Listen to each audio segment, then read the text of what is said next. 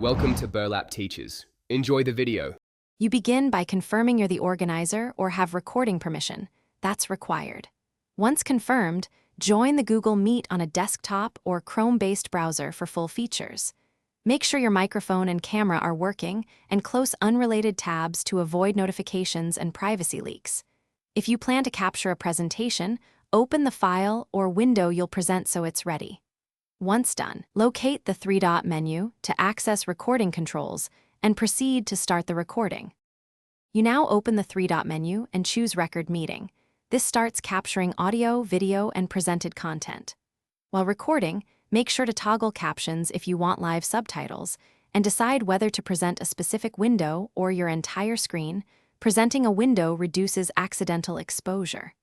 Monitor the red recording indicator so you know it's active. If participants need to stop or pause, only hosts can stop. Therefore, communicate to avoid abrupt interruptions. The file will automatically save. When you're done, stop recording from the three-dot menu. The recording uploads automatically after the meeting ends, so avoid leaving early.